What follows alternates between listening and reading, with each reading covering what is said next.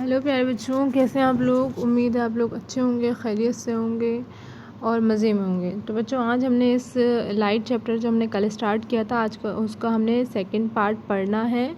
तो चलिए बच्चों, टाइम वेस्ट ना करते हुए स्टार्ट करते हैं। तो बच्चों, हमने जो है आपको यहाँ तक कंप्लीट करा दिया था। अब हमने पढ़ना है पहेली एंड बूझो perform the above activities outside the class. अब जो इन्होंने सारी एक्टिविटीज़ जो कल की थी रिफ्लेक्टेड रेज को लेकर, वो सारी पहेली जो वो सारी क्रिएटिविटी है, वो पहेली और बूझो दो स्टूडेंट्स हैं वो करते हैं क्लासरूम के बाहर करते हैं और विद द सन के साथ करते हैं, क्योंकि सन भी एक लाइट ऑफ सोर्स होता है। तो इस टॉर्च की जगह उन्होंने अब क्या यूज़ किया है बच्चों, उन्होंने यूज़ किया है sun. You too can use the sun as a source. और आप भी क्या कर सकते हैं, सन को as a source of light use कर सकते हैं। This activity can also be performed by making use of the ray streak apparatus in the prepare by the NCERT। तो ये भी सारे जो एक्टिविटीज़ है वो आप किसकी हेल्प से कर सकते हैं, रे स्ट्रीक की हेल्प से कर सकते हैं, रे स्ट्रीक अपरेटस की हेल्प से कर सकते हैं, जो कि NCERT की किट में जो साइंस किट होती है उसमें अवेलेबल रहता ही है। तो बच्चों, मैंने रे स्ट्रीक अपरेटस आपको पिछली वीडियोज़ में दिखाया था और आपने नहीं देखी पिछली वीडियो, तो आप जाकर प्लेलिस्ट में जाकर चेक कर लीजिएगा। लाइट की फर्स्ट वीडियो, उसमें आप देख सकते हैं कि मैंने क्या बताई थी रे स्ट्रीक अपरेटस वीडियो।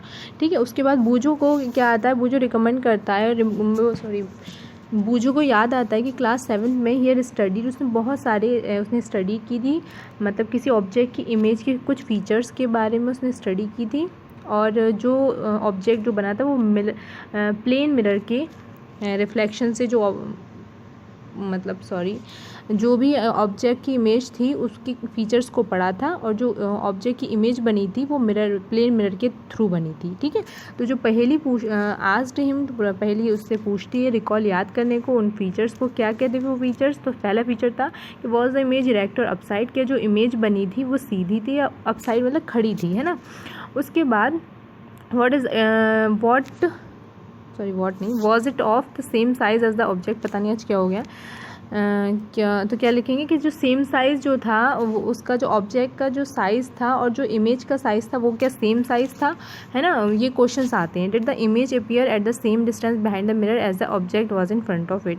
तो क्या जो इमेज बनी थी वो बच्चों मिरर के पीछे थी, मिरर के जो सामने का जो डिस्टेंस था, यानी कि जहाँ पर ऑब्जेक्ट रखा हुआ है और मिरर का, तो उसके बीच का जो डिस्टेंस था वो इक्वल था, या जो है वो उसके जो इमेज बनी है वो उसके सामने बनी है या उसके पीछे बनी है। Could it be obtained on A screen, क्या हम इस इमेज को ना स्क्रीन पर प्राप्त कर सकते हैं, यानी पर्दे पर हम उसको प्राप्त कर सकते हैं। Let us understand a little more about the formation of an image by a plane mirror in the following way. तो अब हम समझेंगे थोड़ा बहुत अबाउट द फॉर्मेशन, एक इमेज को फॉर्मेशन को समझेंगे किसके थ्रू, मतलब हम एक प्लेन मिरर के द्वारा एक इमेज की फॉर्मेशन को समझेंगे, जो हम इस एक्टिविटी में पढ़ेंगे 16.3 में एक्टिविटी में। तो बच्चों, पहले इस थ्योरी को पढ़ने से पहले ना इस डायग्राम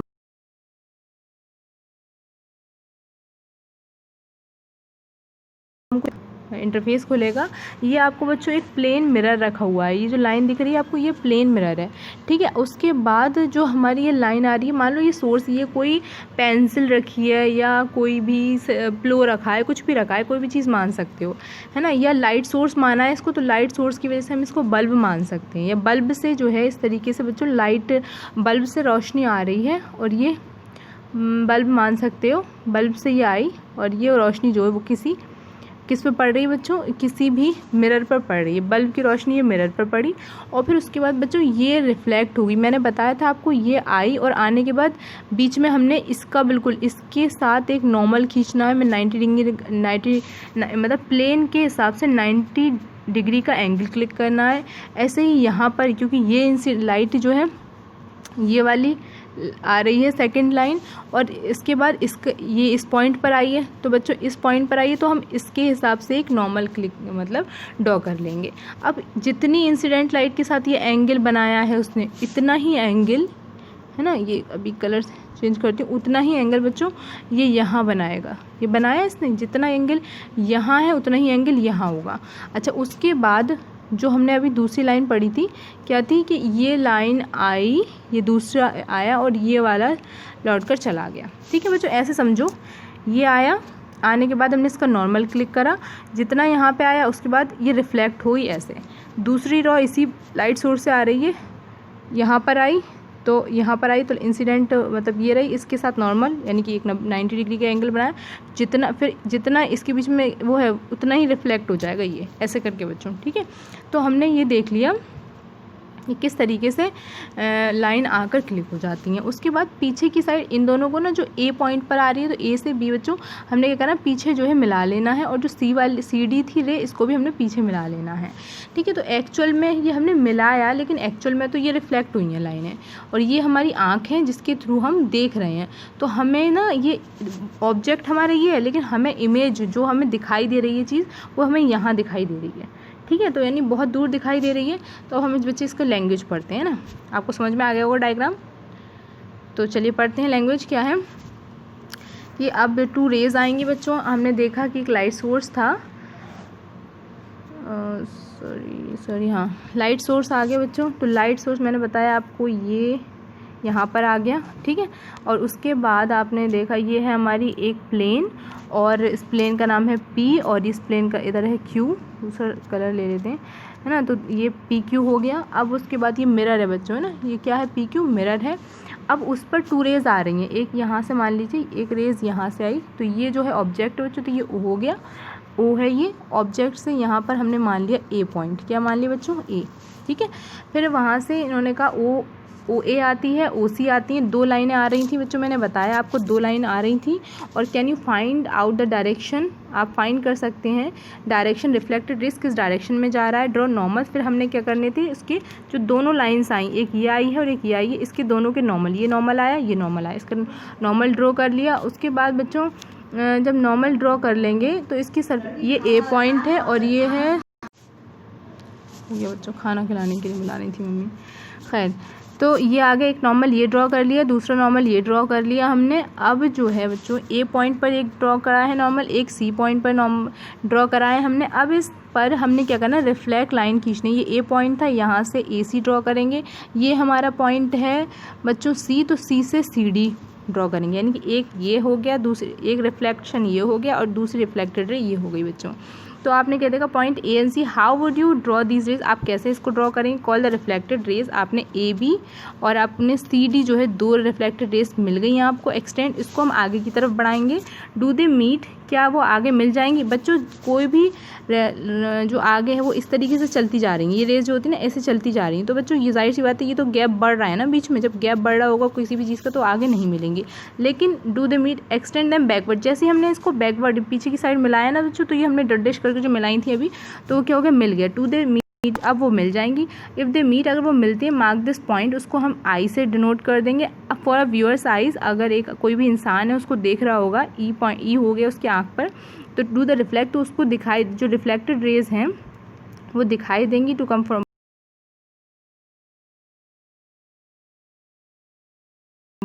मीट, लेकिन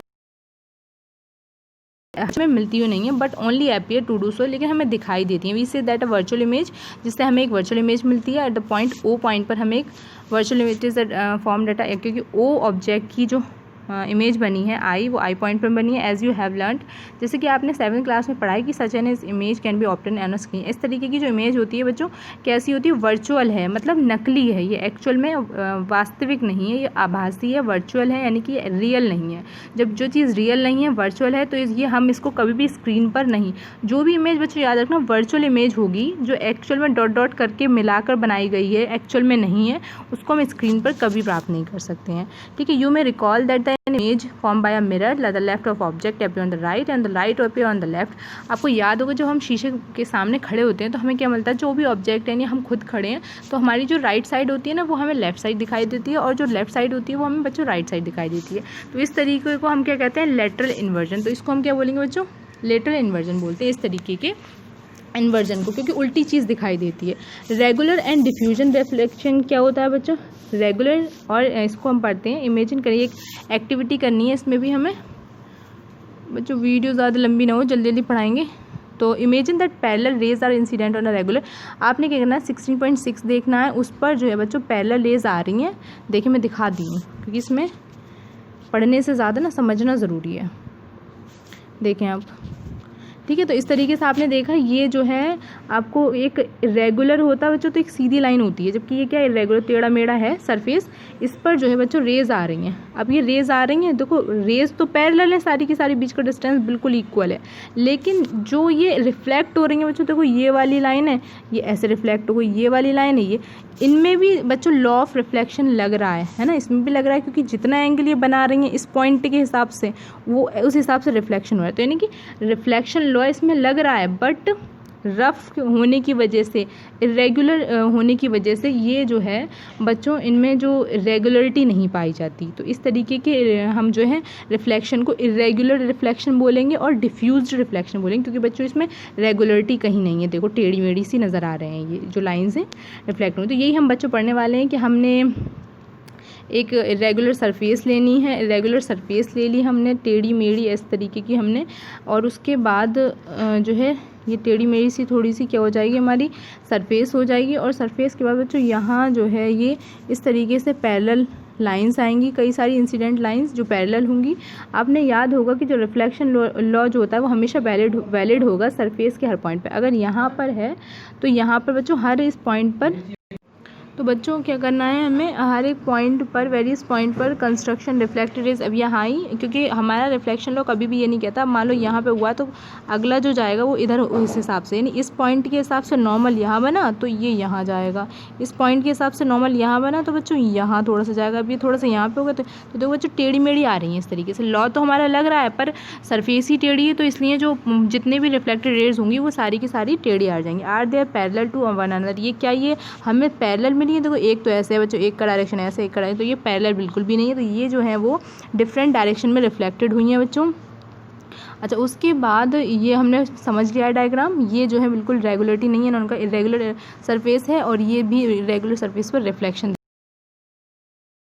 बच्चों क्या देखा है, when all the parallel reflected from a rough और इरेगुलर सरफेस, ये हमने बता चुके हैं कि जो भी पैरेलल रिफ्लेक्ट होंगी रफ और इरेगुलर सरफेस पे उसको हम वो पैरेलल नहीं मिलती है, इसलिए हम ऐसे रिफ्लेक्शन डिफ्यूजन और रेगुलर रिफ्लेक्शन कहते हैं। आपको याद होगा जो डिफ्यूजन रिफ्लेक्शन था वो इसलिए नहीं कि लॉ जो रिफ्लेक्शन था वो फेल हो गया, बिल्कुल भी नहीं, ये इसलिए हुआ है क्योंकि जो रिफ्लेक्टिव सरफेस थी ना नीचे वो बच्चों कैसी थी, टेढ़ी मेढ़ी, तो इसलिए जो है जैसे कार्डबोर्ड होता है थोड़ा टेढ़ा में तो होता है, उस पर रिफ्लेक्शन भी बच्चों इरेगुलर ही होगा। अगर हम स्मूथ सरफेस ले लें, वो स्मूथ सरफेस ले लें जैसे मिरर, यानी कि शीशा बिल्कुल चिकना होता है, तो उस पर हम अगर देखें तो उसमें बिल्कुल हमेशा रिफ्लेक्शन जो होगा वो रेगुलर मिलेगा। जैसे बच्चों ये नज़र आ रहा है आपको, एक ये मिरर है और मिरर के ऊपर जिस डायरेक्शन में आ रही है बिल्कुल स्मूथली उससे रिफ्लेक्ट होती जा रही हैं, और जब रिफ्लेक्ट होती जा रही हैं तो इनमें बिल्कुल बराबर डिस्टेंस है, इसलिए ये पैरेलल होंगी। तो इस तरीके का इमेज रिफ्लेक्शन बच्चों क्या होता है, पैरेलल होता है।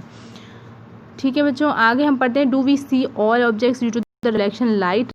लाइट में से बच्चों आप देखेंगे कि किस जितने ऑब्जेक्ट्स हैं वो क्या हमें रिफ्लेक्टेड लाइट की वजह से देख पा रहे हैं। नियरली एवरीथिंग यू सीन, आप देखते हैं कि सभी जितनी भी चीज़ें हमें इसलिए दिखती हैं कि लाइट रिफ्लेक्ट होती है ना। जैसे मून है, मून फॉर एग्जांपल हमने मून लिया, वो सन से बच्चों क्या होता है, सूरज की सन की जो रेज होती है ना वो रिफ्लेक्ट होती है, मून जो है फिर उसको रिफ्लेक्ट करता है, तब हमें वो चीज़ नज़र आती है। That's how we see moon, तब से हम जो है मून को, चांद को देख पाते। तरीके से हम कहेंगे कि जो ऑब्जेक्ट्स दूसरे की लाइट से शाइन करते हैं, उनकी खुद की रोशनी ना हो, दूसरे ऑब्जेक्ट की लाइट से करते हैं, चमकते हैं, उनको हम बोलेंगे बच्चों इल्यूमिनेटेड ऑब्जेक्ट्स। इल्यूमिनेटेड ऑब्जेक्ट वो होते हैं जिनकी अपनी खुद की चमक नहीं होती है। नेम सम, और बहुत सारे ऑब्जेक्ट्स होते हैं जैसे लाइट है, जैसे हमारी पेंसिल है, प्लो है, इनमें अपना खुद की रेडिएशन नहीं होती, बल्ब की रोशनी पड़े, इन पर सूरज की रोशनी पड़े जिसकी वजह से शाइन करते हैं, जिसकी वजह से हमें दिखते हैं। देयर आर ऑब्जेक्ट्स, यहाँ पर और बहुत सारे ऑब्जेक्ट्स हैं जो क्या करते हैं बच्चों, अपनी लाइट, खुद की उनकी अपनी लाइट होती है। जैसे बच्चों सूरज है, सन है, सन की अपनी खुद रोशनी देता है। फायर आग है, उसकी खुद की रोशनी होती है। फ्लेम है, फ्लेम मतलब जो फ्लेम ऑफ अ कैंडल, मतलब कैंडल की फ्लेम जो होती है बच्चों मोमबत्ती की रोशनी, और एंड द इलेक्ट्रिक लैम्प, सबकी अपनी अपनी रोशनी होती है, ये अपनी ही रोशनी से चमकते हैं, इसलिए बच्चों इनको कहेंगे हम।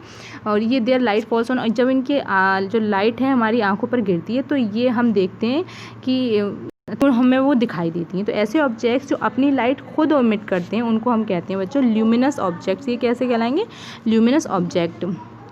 ठीक है बच्चों, आगे हम पढ़ते हैं reflected light can be reflected again. क्या रिफ्लेक्टेड लाइट जो है दोबारा से रिफ्लेक्ट हो सकती है? बिल्कुल हो सकती है बच्चों। तो हमने आपने इसमें बहुत अच्छा एग्जाम्पल दिया आपको समझाने के लिए।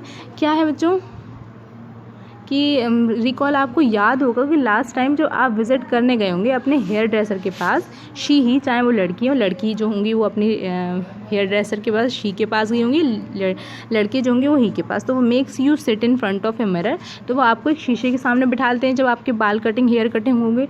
जब हेयर कट हो जाएगा कंप्लीट, तो वो क्या करती हैं, आपको मिरर, आपके पीछे खड़ी हो जाती हैं और आपके पीछे मिरर लेकर खड़ी होती हैं, जिससे क्या शो होता है, वो ये दिखाना चाहती हैं कि कैसे उनके हेयर जो हैं वो कट गए हैं। ये दिखाती है ना पीछे करके कि देखो भी आपके बाल ऐसे कटे हैं। तो do you know how you could see the hair at the back of your head, तब आप कैसे जान पाते हैं कि आपके जो हेयर हैं वो पीछे, जो आपका सिर है वो पीछे कैसे नज़र आ रहा है उस शीशे में, है ना। तो बच्चों फिर तो पहेली को याद आता है having a constructed a periscope. तो पहेली को रिकॉल याद आता है कि उसने 5th क्लास में क्या था, एक पेरिस्कोप बनाया था, कंस्ट्रक्ट किया था। उस पेरिस्कोप में 2 प्लेन मिरर्स का यूज़ किया था। तो कैन यू एक्सप्लेन, क्या आप एक्सप्लेन कर सकते हैं कि जो 2 मिरर से कैसे रिफ्लेक्शन हुआ जिसकी वजह से आप ऑब्जेक्ट्स को देख पाएँ, which are not visible directly visible तो नहीं होगा बट आप उसको देख सकती हैं। Periscope are use in the submarine, periscope जो होते हैं बच्चों वो इनका इस्तेमाल हम कैसे करते हैं, सबमरीन्स में, टैंक में, और जो है सोल्जर्स उनका इस्तेमाल बंकर में करते हैं टू सीइंग थिंग्स आउटसाइड, मतलब बाहर वाली चीज़ों को देखने के लिए आप जो सोल्जर्स होते हैं उनको इस्तेमाल करते हैं पेरिस्कोप का। ठीक है बच्चों, तो आपको समझ में आया होगा कि जो टैंक्स हैं, टैंक्स में भी लगाते हैं और सोल्जर जो होते हैं बंकर्स में। तो बच्चों बंकर्स में कैसे लगाते हैं आपको समझ में नहीं आया होगा कि बंकर होता क्या है। चलिए दिखाते हैं बंकर्स क्या होता है। ठीक है बच्चों, बंकर्स जो है वो इस तरीके का नज़र आता है। आप थोड़ा लाइट की शेड को बढ़ा लिएगा। एक थोड़ा सा घर टाइप का होता है जिसमें बहुत सारे आपको नज़र आ रहे होंगे, चमक रहे होंगे, ये बहुत सारे ये जो है बच्चों, ये थोड़ा सा इसको और जूम करते हैं। फिर ये डेजर्ट में बना हुआ है। जो सोल्जर्स होते हैं ना बच्चों, अपने जो कोई उन पर हमला ना कर सके इसलिए वो इनके अंदर चले जाते हैं। ये छोटा सा घर सा नज़र आ रहा है इसमें, और यहाँ पे इतना ज़्यादा मिरर लगे हुए होते हैं, पूरा बना हुआ ही मिरर का है ये, लेकिन मोस्टली इतने मिरर नहीं लगे होते हैं। ये एक स्पेशली एक बनाया गया था, इसको किसने बनाया, किसका आइडिया था ये भी नोन नहीं है। और जो है ये डेजर्ट में बना हुआ है बच्चों, लेकिन थोड़े बहुत मिरर का इस्तेमाल करते हैं ताकि आसपास के जितने भी लोग आ रहे हैं जा रहे हैं वो उनके कांटेक्ट में आ सकें। ठीक है बच्चों, तो आपको समझ में आएगा होपफुली। ये वीडियो आपको आप एक बार चेक कर लिएगा, दोबारा से देखिएगा। तो बंकर जो होते हैं वो सोल्जर इनका इस्तेमाल करते हैं और जो है वो इससे उनके ऊपर हमला जो करने वाले होते हैं उनको मार गिराते हैं वो। ठीक है बच्चों, तो होपफुली वीडियो आपको समझ में आई होगी। दोबारा देखिएगा, रिपीटिंग करके देख लीजिएगा, बार बार देख लीजिएगा, आपको समझ में नहीं आए। और अगर फिर भी समझ में ना आए तो आप कमेंट सेक्शन में मुझे बता दिएगा, जो प्रॉब्लम आएगी मैं अगली वीडियो में उसको आपको सॉल्व करूँगी, कोशिश करूँगी। तो थैंक यू बाय बच्चों। लाइक करिएगा, शेयर कर दिएगा, और मन नहीं करे तो नहीं करिएगा, आपकी मर्ज़ी है। और थैंक यू, अपना ख्याल रखिएगा।